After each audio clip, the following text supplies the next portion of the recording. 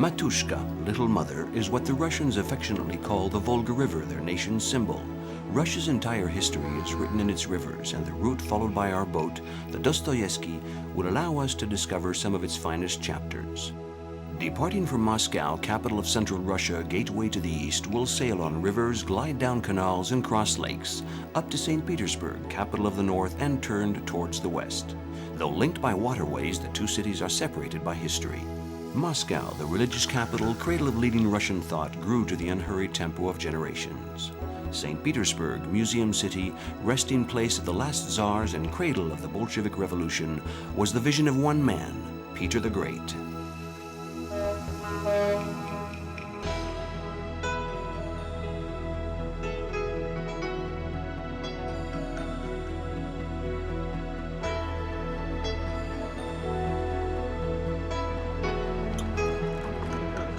On board one of the many river cruise boats that sail along the Moskva River, we enter the heart of the capital.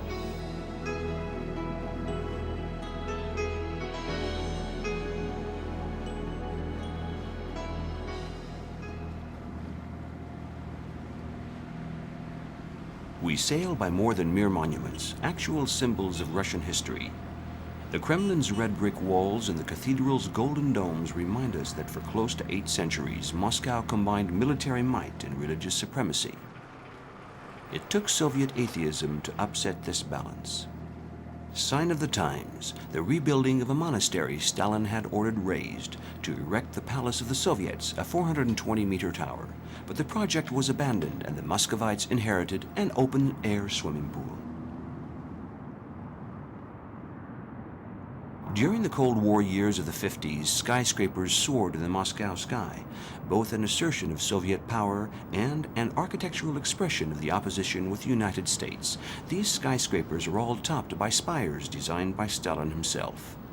Today, they're an integral part of Moscow's landscape. The huge Lomonosov State University building is the archetype of this kind of architecture, with gigantic sculptures and a 239-meter spire, topped by the Bolshevik star.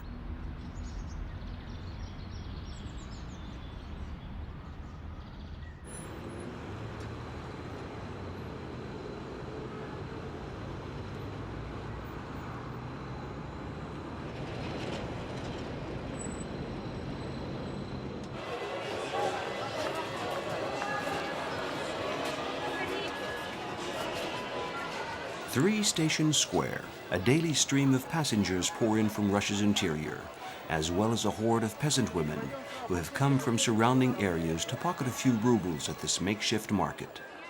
People sell what they can: cold meats, cakes, vegetables, even bootleg vodka. Red Square evokes military parades in the color of the communist flag, yet its name in Old Russian simply means beautiful and red. In the past, the square was a true forum and market. In the 16th century, stylish Moscow women came here to buy beauty products. What people like the most is to have their picture taken in front of St. Basil's. They even pose in front of the Goom, as if they were in Venice, in Italy. In the 19th century, Russia takes a modern turn and merchants set up shop under the huge glass-roofed arcades of the Upper Trading Rows, which became the Goom State Department Store in 1921. In a revival of the original purpose, the galleries today only stock leading brands and luxury merchandise.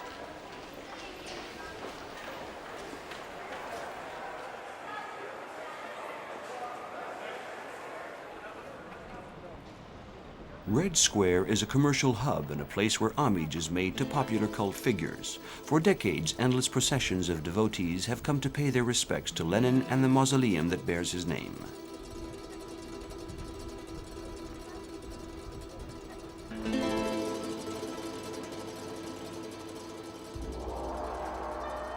Basil the Blessed, also a church of the people since it's situated outside the Kremlin walls, commemorates Russia's deliverance from the Mongol yoke.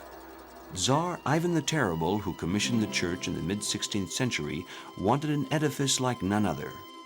It's an architectural fantasy of shapes, colors, and materials, with its main belfry 57 meters high, flanked by 9 chapels, each topped with a different bulb-shaped dome. Facetted, ribbed, figured, or rainbow-colored, Basil the Blessed is the masterpiece of masterpieces. The Kremlin became a genuine fortified town in the 15th century, housing palaces and cathedrals as battles ensued against the Mongol horde. Topped by a ruby star, the famous Savior's Tower, 71 meters high, marks the noblest and most sacred entrance to the Kremlin. It's said that the Tsar himself had to remove his headdress before taking the path to Cathedral Square.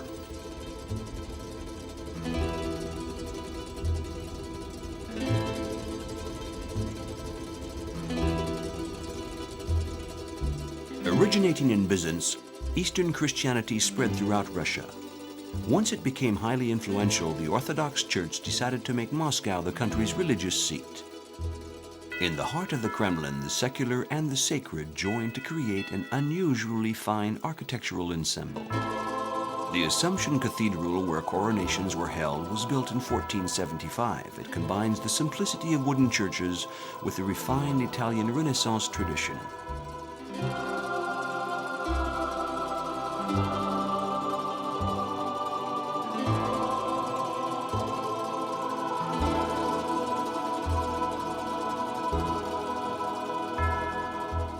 Though the Assumption was Russia's main church, the tiny Cathedral of the Annunciation, built in 1484 and nicknamed the Cathedral with the Golden Roofs, was a chapel for Moscow's princes and the Tsars.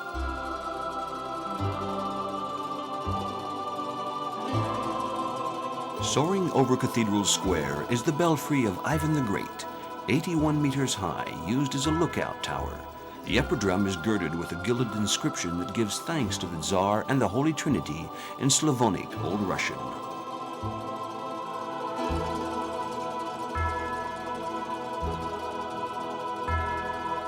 Amidst the cathedrals rose the Tsar's early palaces. Russian architects had not yet mastered stone masonry techniques. In 1491, an Italian built the Palace of Facets, whose walls are sculpted in rectangular, faceted shapes.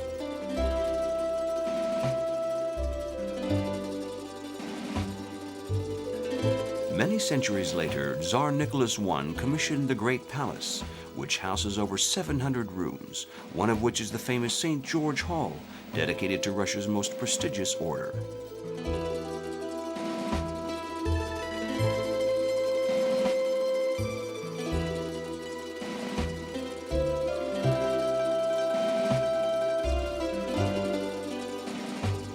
Here, in the palace's largest ceremonial hall, whose walls are inscribed with more than 10,000 names of officers and generals, were held the greatest receptions of the Tsarist Empire and the USSR era.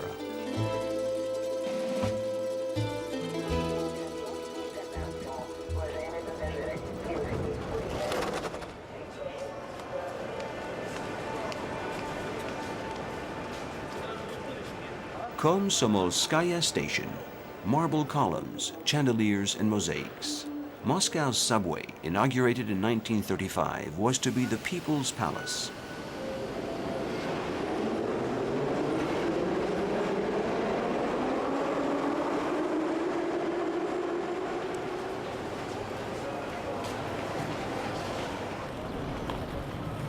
When the symbols of the new Russia encounter those of the former USSR.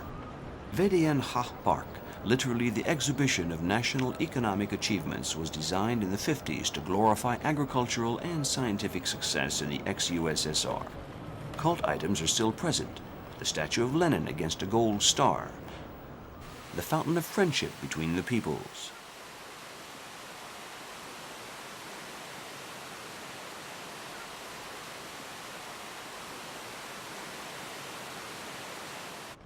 The rocket Vostok, standing in front of the Cosmos Pavilion.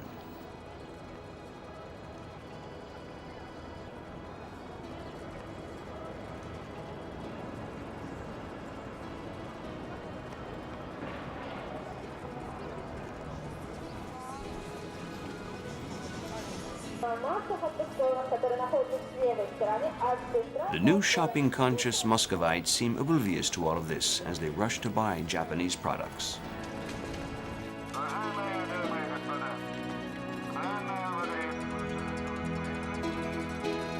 And as the sculpture, the worker in the Kolkhoz woman, offers the sight of two people petrified by a curse of some kind, Russia enjoys itself and marvels at the circus.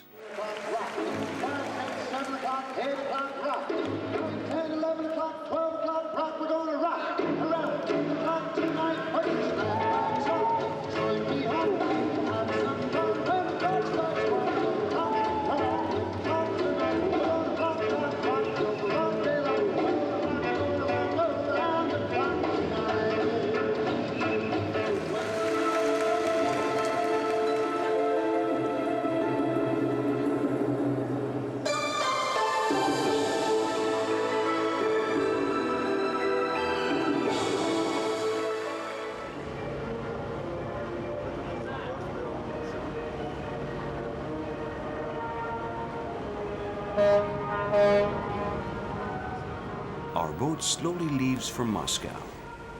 On sultry summer days, the canal banks are literally besieged.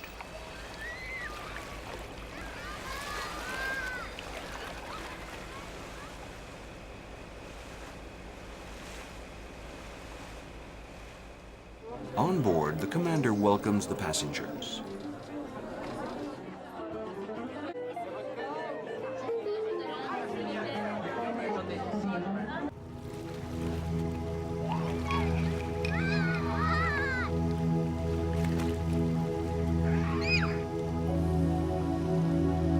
We pass through our first lock as the water and sky turn golden in the twilight.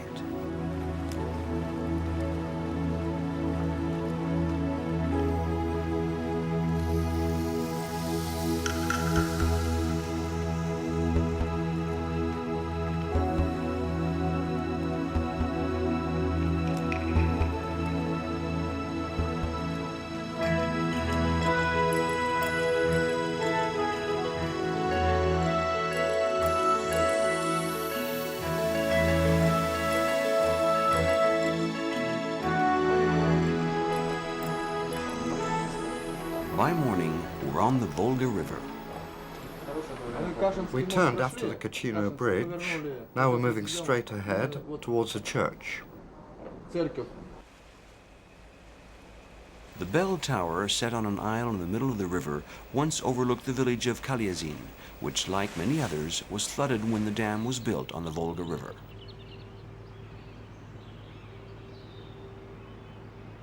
As we go through each lock, our boat descends a dozen meters, nearing sea level and St. Petersburg.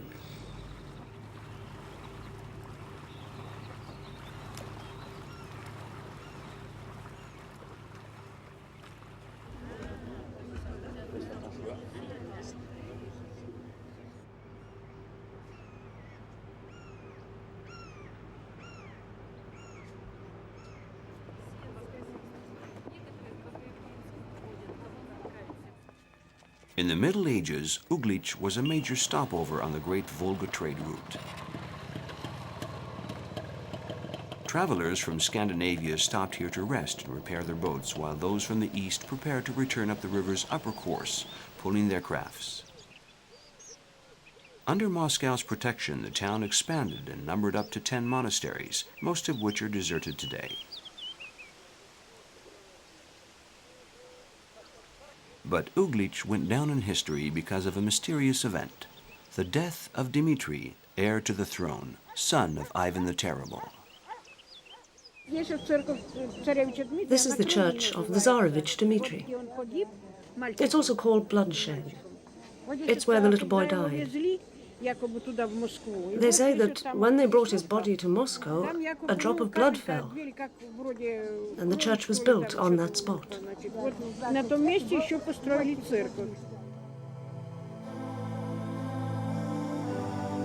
Inside the church, topped by 5 blue cupolas dotted with gold stars, 1 for the Christ and 4 for the evangelists, a frieze surrounding a magnificent iconostasis recounts the story of Dmitri. Whether Boris Godunov ordered his murder, or whether he died from an epileptic fit, Dmitri's death remains a mystery to this day and has made him a saint and a myth.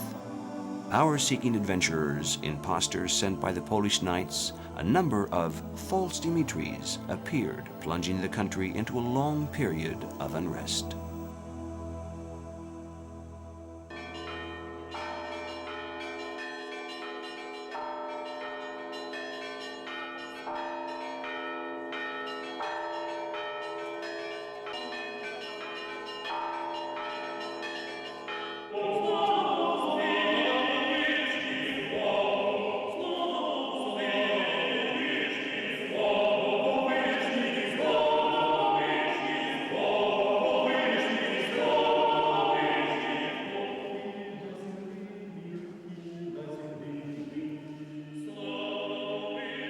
The Cathedral of the Transfiguration. As in all Orthodox churches, there stands an iconostasis, a large panel of icons open for churchgoers to see, separating the nave from the sanctuary, only accessible to the priests.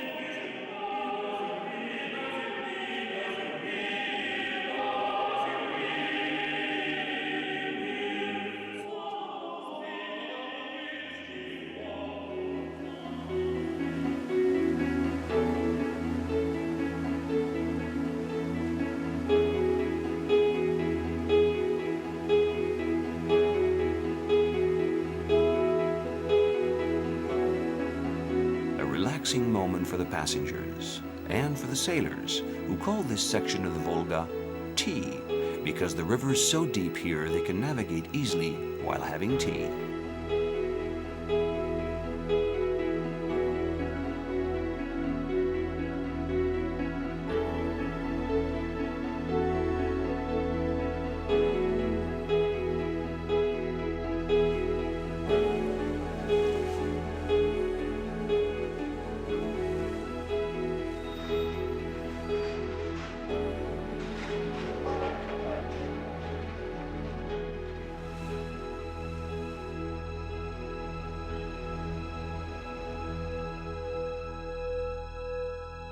Long ago, pagan tribes settled on the riverbanks would attack the boats.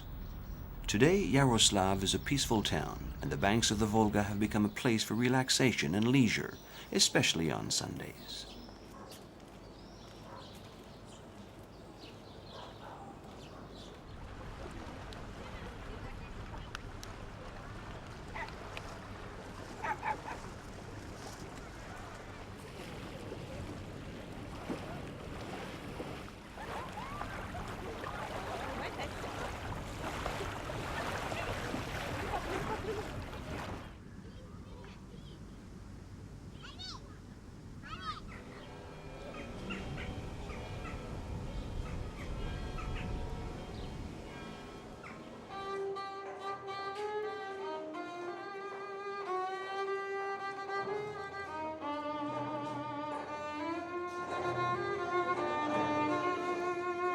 Here, the peasant women at the Yaroslav market wear the traditional headscarves, and the market, like those in all Russian towns, is a traditional meeting place.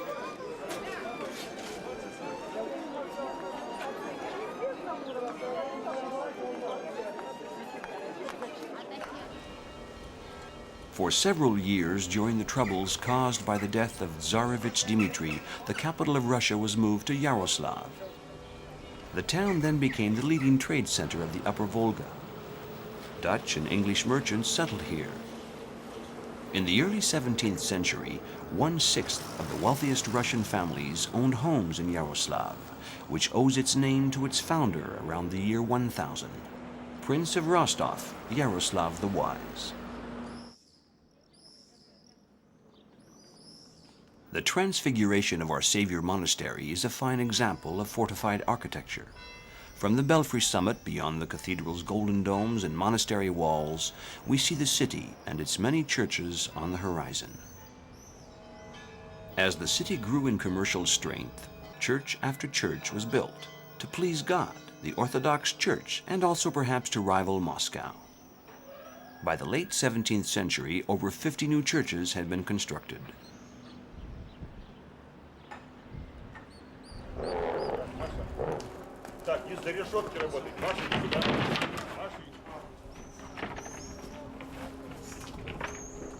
We meet Masha in the monastery gardens. She'd been living in the woods surrounding Yaroslav and was taken in when she was just a cub. A way to revive the legend, you might say.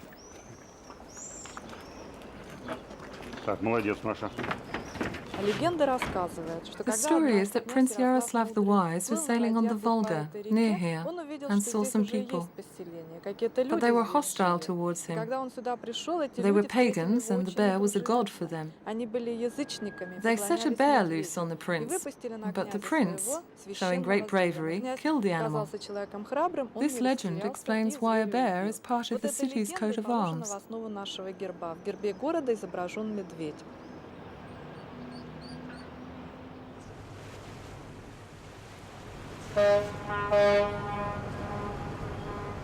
Где-то улица, где-то дом, где-то барышня, что я влюблен.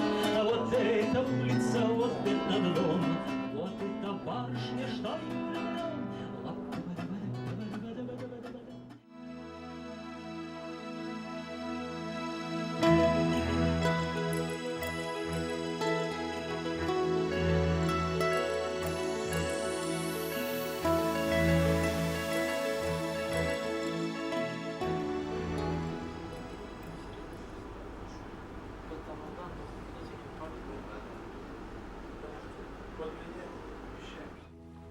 In 1952, Stalin, inaugurating the last link in the 5-sea waterway system, achieved Peter the Great's dream. Boats now sail effortlessly through gigantic locks. Do they remember, we may wonder, the famous Volga boatmen who hauled their crafts, giving themselves courage with sad, solemn songs? Numbering over 500,000 in the past century, these boatmen have now gone down in history, like the 2,600 villages, 165 towns, and the millions of Gulag prisoners swallowed up in this gigantic project.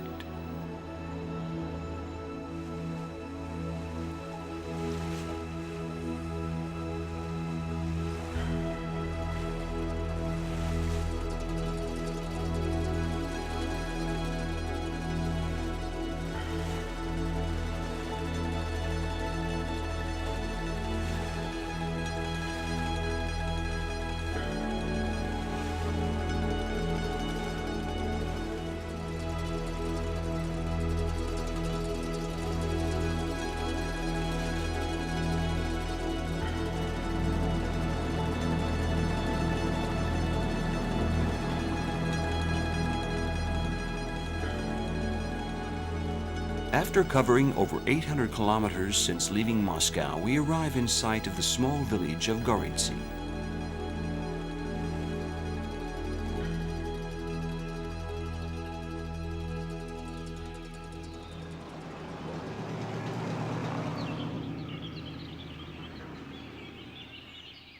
Several miles outside Gorytsy, we see the monastery of Kirillov, located on the banks of the White Lake.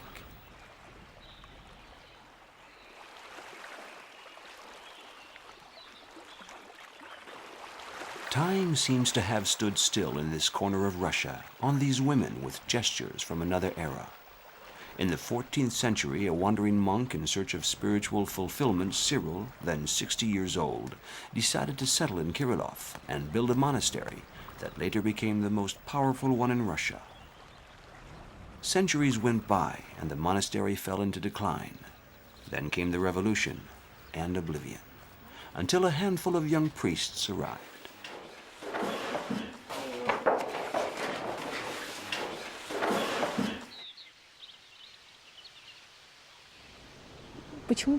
Why did you come to this out-of-the-way deserted place? It's simple. I was born here. I spent all my life here. The monastery was founded 600 years ago by Saint Cyril of the White Lake.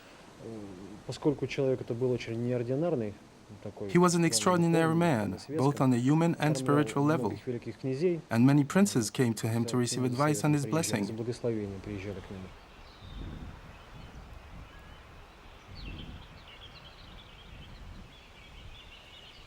How do you see Russia's spiritual future?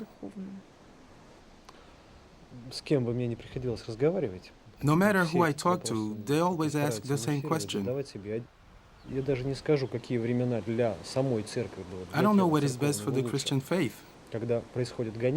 Times of persecution or times of calm and comfort.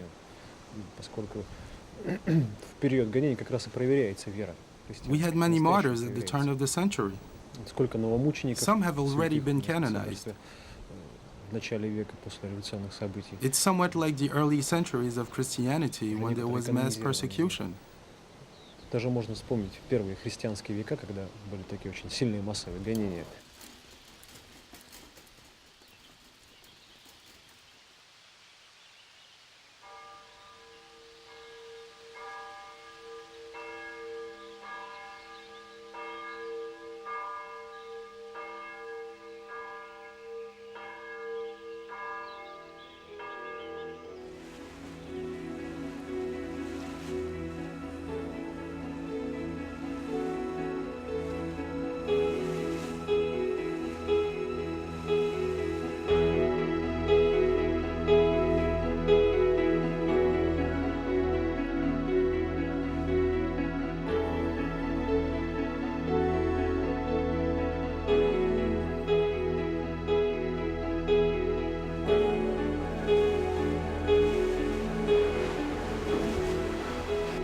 As we cross the White Lake, the surface is rocked by swells stirred up by the north wind. We then sail into the Kovja River, part of the Volga-Baltic Canal.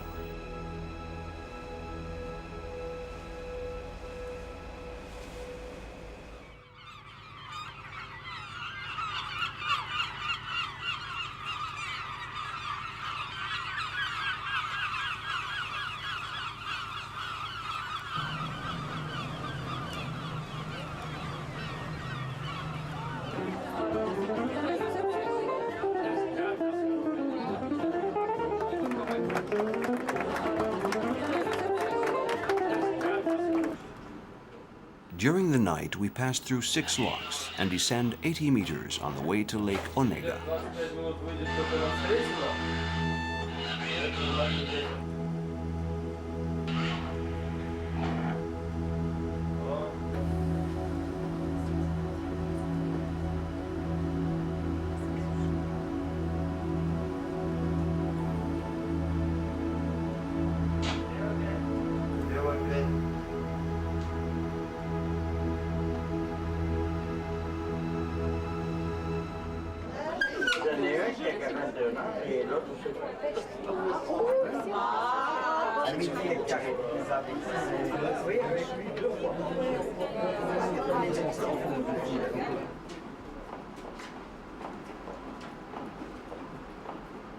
The boat draws close to Kiji. Strange shapes play hide and seek with the morning fog. We're in Karelia, where strange legends tell of mermaids, nymphs, and mischievous children.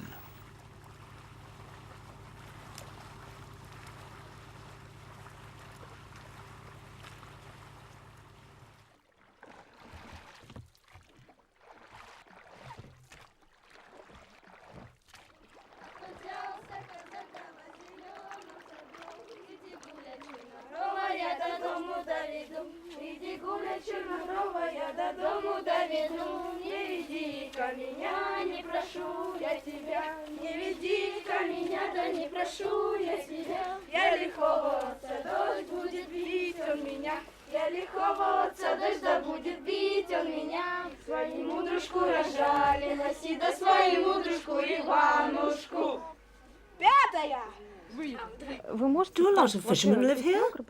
Yes, a lot. The fishermen live in the village of Yamka. That's over there. We're from Zarniki. A lot of fishermen live here too, and we even go out ourselves. Today, Boris and Ivan are going to throw out the net. It always gets tangled up.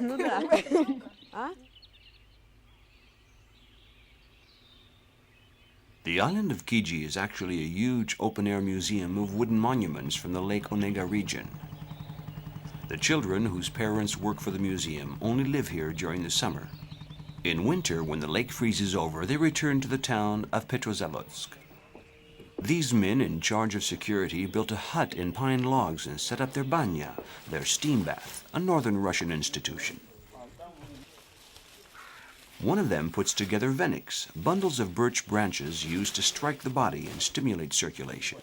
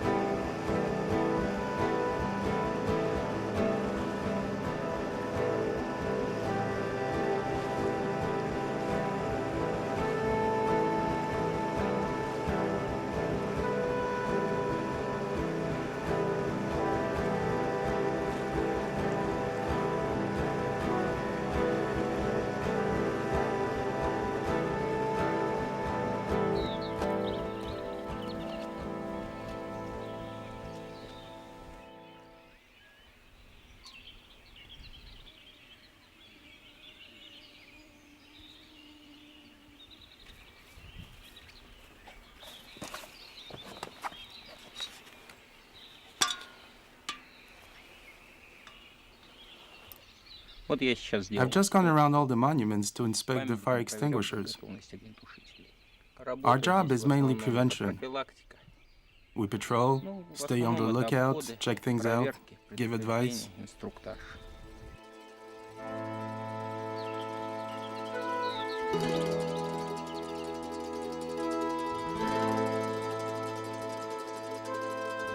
The masterpiece on Kiji is the Cathedral of the Transfiguration, with a monochrome, though striking design that could have been dreamed up by a science fiction artist.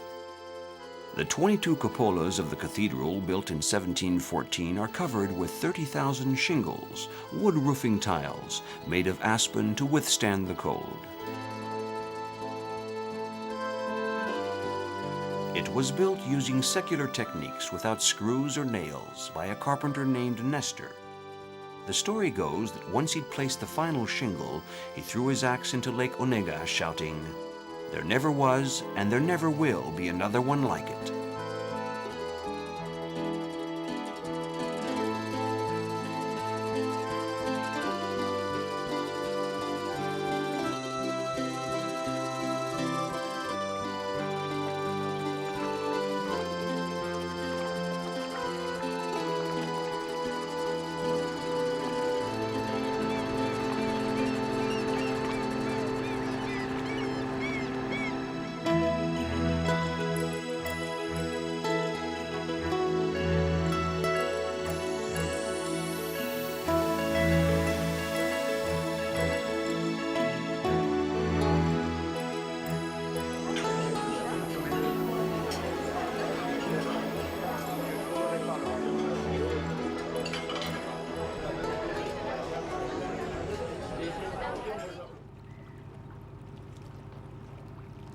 Leaving Lake Onega, we sail into the Zvir River, which meanders through the Karelia forests.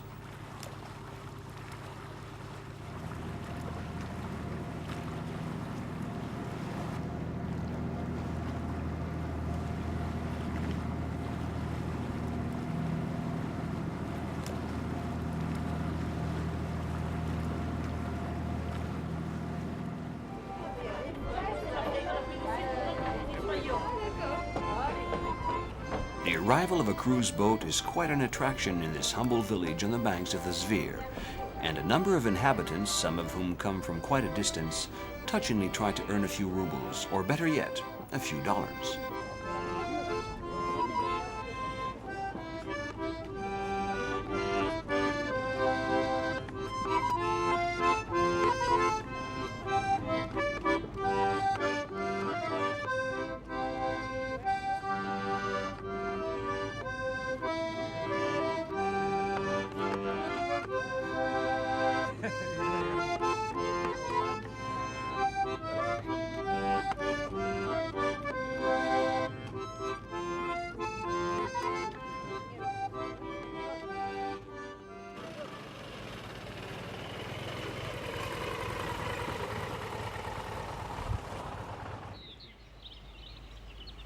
During the day, we had the pleasure of sharing a few moments with the family that welcomed us with open arms in their dacha, their summer house.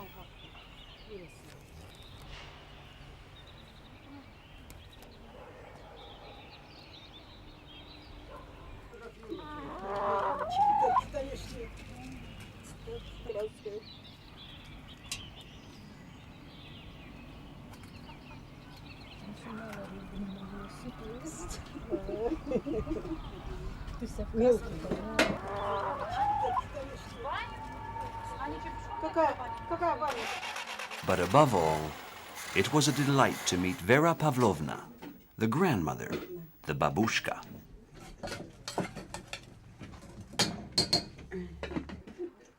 Ничего бегает. Ой, масло не знаете ли.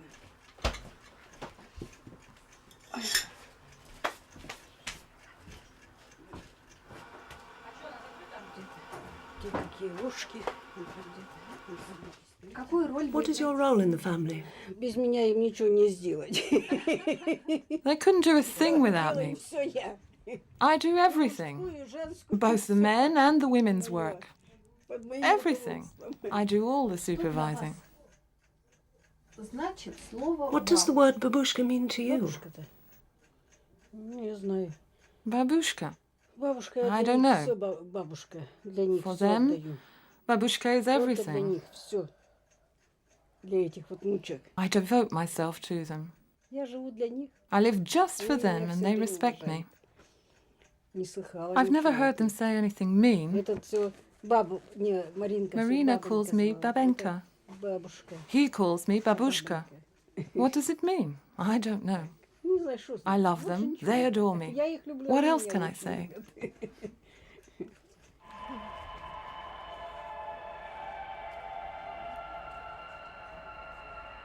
А теперь выходи. Я не боюсь ничего. У меня никого нет за границей. У меня Сыночек мой дорогой.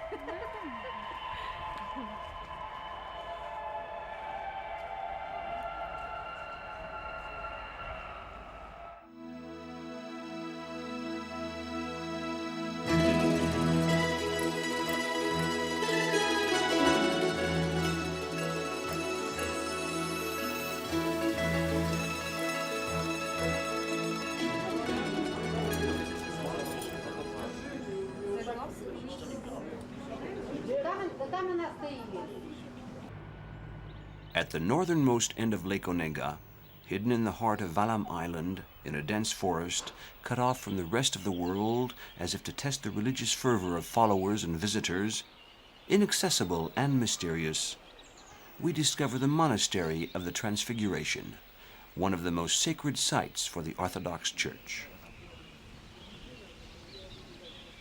In 1940, Stalin closes the monastery.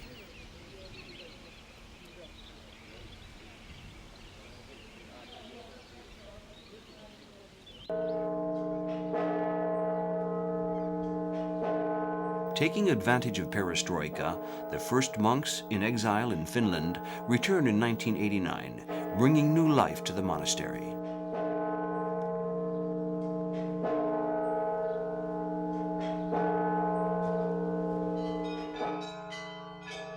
In a region that boasts over 100 million devotees and 54,000 parishes, Valam regains its place and status, namely among young people attracted to religion.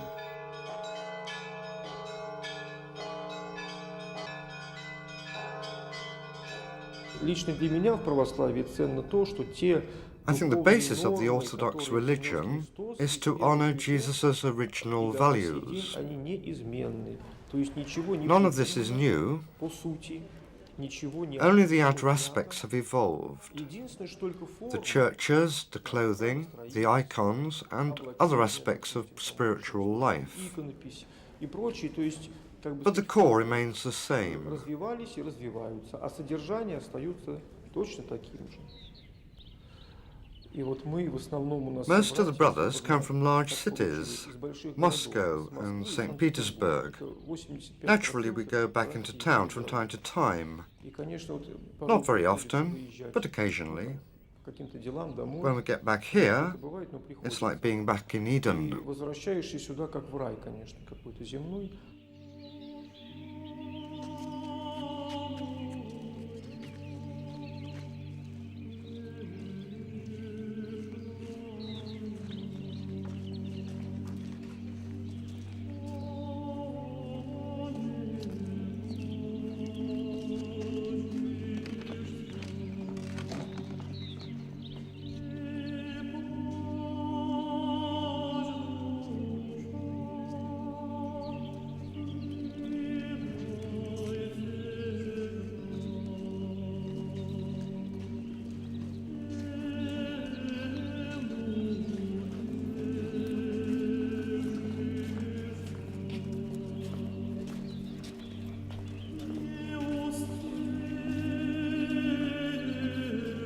After the monastery doors close behind Igaman the Superior and the monks in the community, silence once again reigns supreme on the mysterious island of Valam.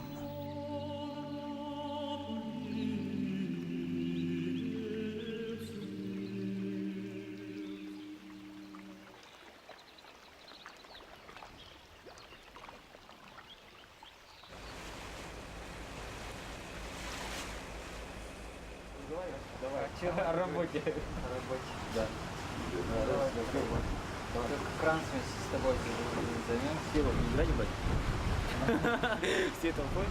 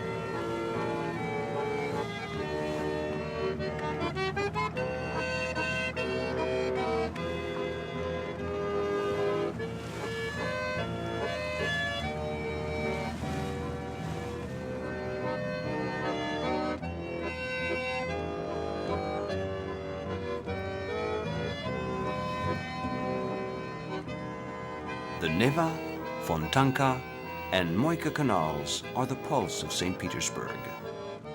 As we enter the city, we come a little closer to its soul. All that remains to be told is its history.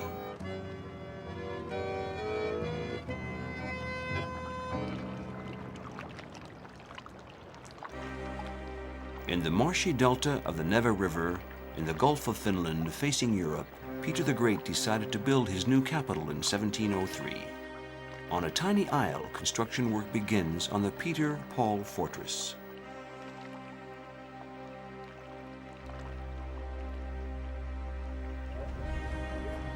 Abandoning the cupola tradition, Peter the Great chose a positively European style for the Peter Paul Cathedral occupying the center of the fortress, with a bell tower topped by a golden spire.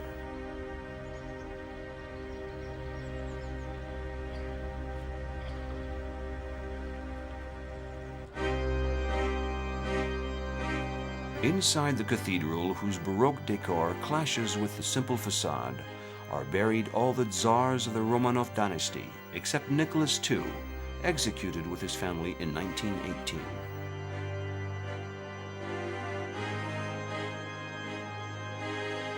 Apart from the sepulchres for Alexander II and his wife, sculpted in colored stone, the tombs of the other Tsars are in white marble, with an imperial eagle adorning each corner.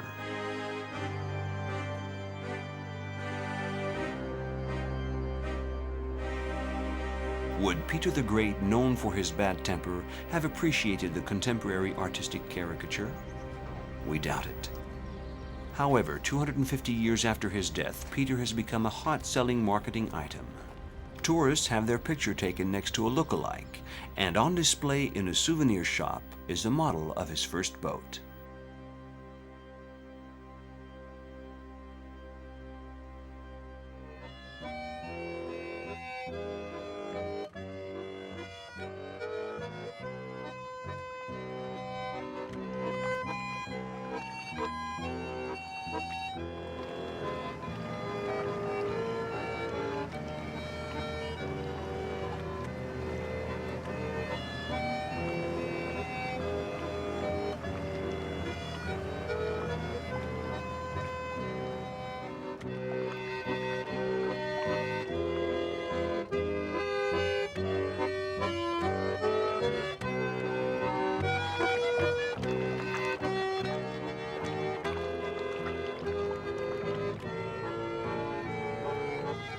After a number of trips abroad, Peter the Great decided that Russia's future lay with Europe.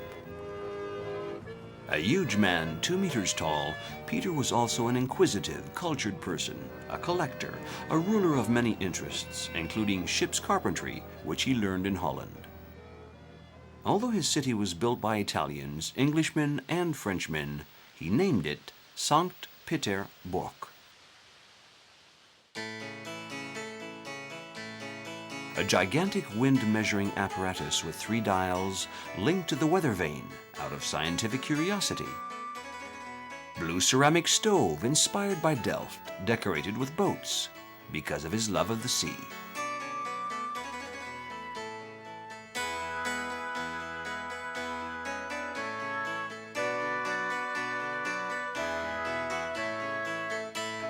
In his humble summer palace, Peter recreated the peaceful, austere atmosphere of the Holland he loved and was so fond of.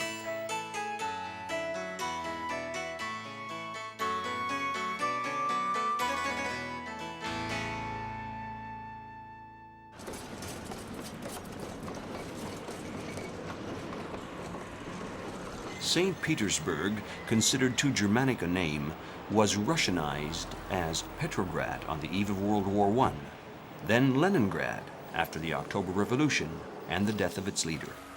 St. Petersburg, considered too aristocratic, lost its rank as capital to Moscow, a move that undoubtedly saved the city from Stalin's skyscrapers.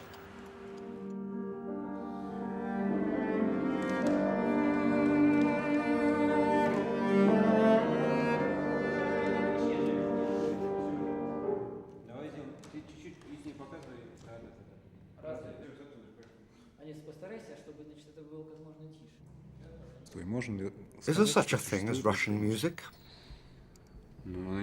Certainly. Not only does it exist now, it existed before and will continue to exist. I think Russian music is as eternal as Russia itself, and like everything connected to our country.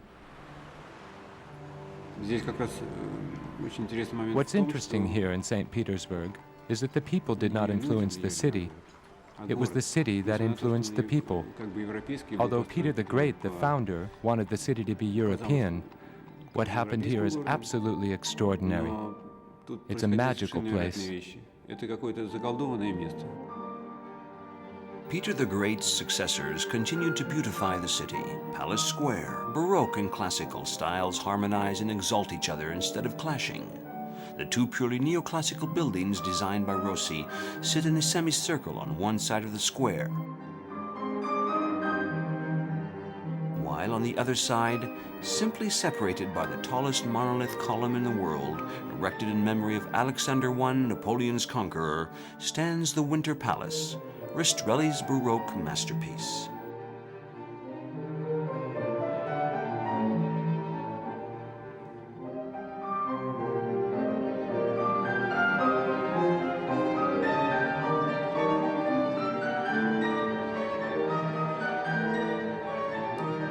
Playing with color in order to dynamize shapes, Rastrelli uses blue, his favorite color, in the Smolny convent, and St. Nicholas of the Satyrs Church, for which he also designed golden cupolas.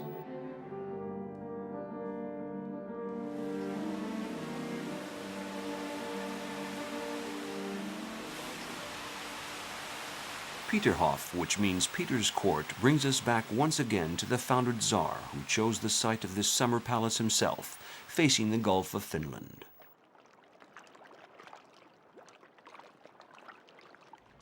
According to a tradition of unknown origin, newlyweds lay a bouquet of flowers at the foot of the statue of Peter the Great, supposedly for good luck.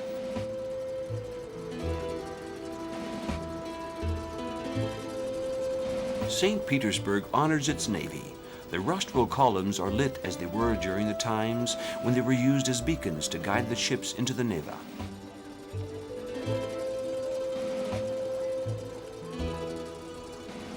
The drawbridges over the Neva are raised in the middle of the day, exceptionally for the occasion.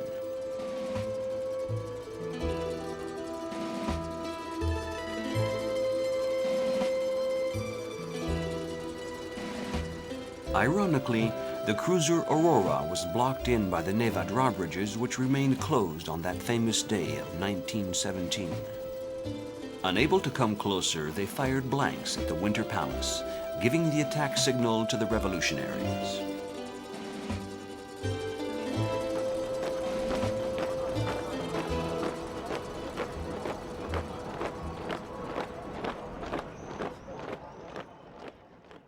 We cannot leave St. Petersburg without visiting the Hermitage Museum.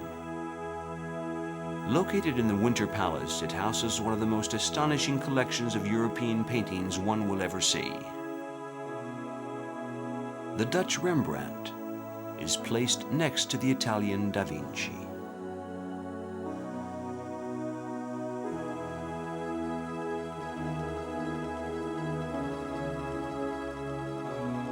In other galleries, French painters and Russian masters hang side by side. Renoir, the Impressionist, accompanies an imperial carriage.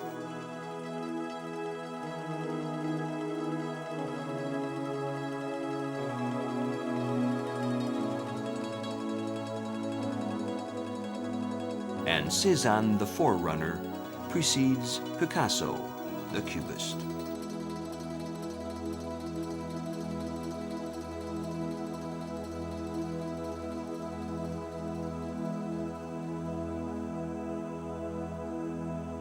As the doors of the Hermitage close slowly behind Matisse's dancers, outside the sun sets ablaze the finest monuments of the Neva, lending a final touch to an exceptional picture, St. Petersburg.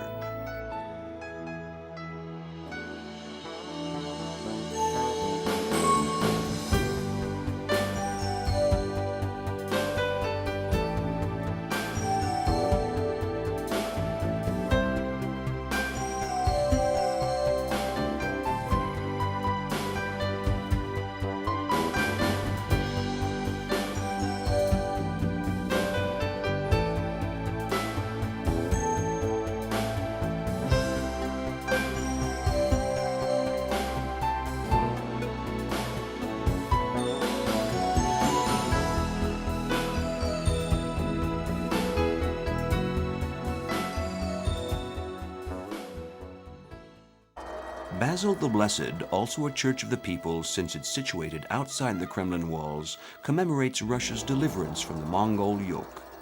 Tsar Ivan the Terrible, who commissioned the church in the mid-16th century, wanted an edifice like none other. It's an architectural fantasy of shapes, colors, and materials, with its main belfry 57 meters high, flanked by 9 chapels, each topped with a different bulb-shaped dome. Faceted, ribbed, figured, or rainbow-colored, Basil the Blessed is the masterpiece of masterpieces. The Kremlin became a genuine fortified town in the 15th century, housing palaces and cathedrals, as battles ensued against the Mongol horde. Topped by a ruby star, the famous Savior's Tower, 71 meters high, marks the noblest and most sacred entrance to the Kremlin. It's said that the Tsar himself had to remove his headdress before taking the path to Cathedral Square.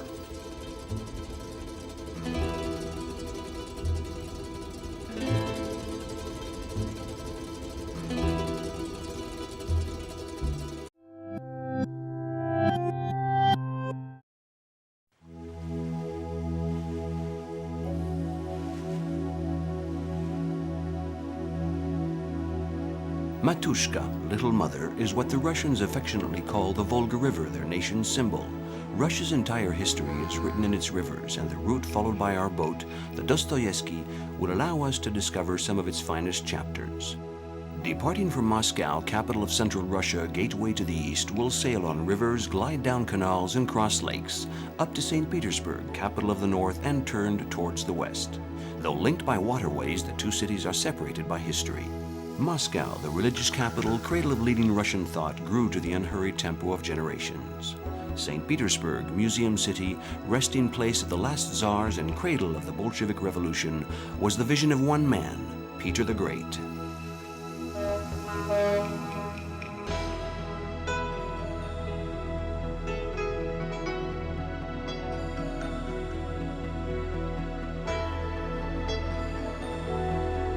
And red.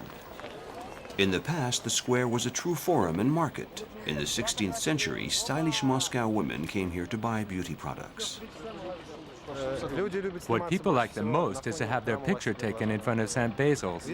They even pose in front of the Goom, as if they were in Venice, in Italy. In the 19th century, Russia takes a modern turn and merchants set up shop under the huge glass-roofed arcades of the Upper Trading Rows, which became the Goom State Department Store in 1921. In a revival of the original purpose, the galleries today only stock leading brands in luxury merchandise.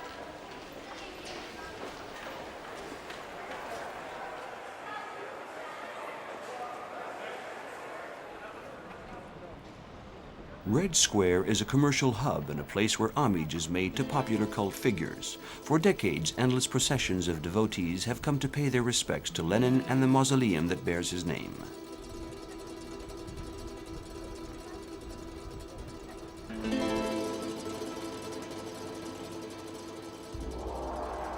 Spires designed by Stalin himself. Today, they're an integral part of Moscow's landscape. The huge Lomonosov State University building is the archetype of this kind of architecture, with gigantic sculptures and a 239-meter spire, topped by the Bolshevik star.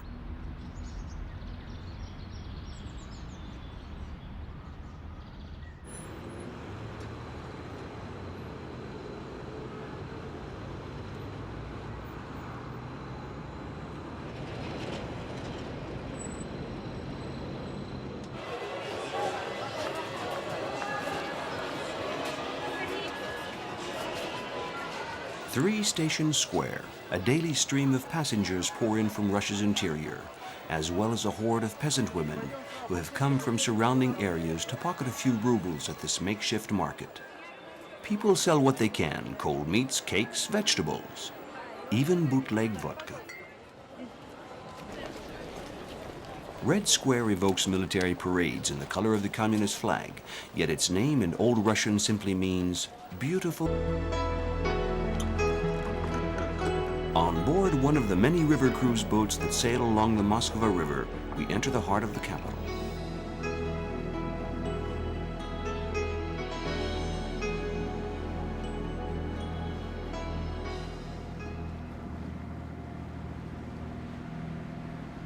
We sail by more than mere monuments, actual symbols of Russian history.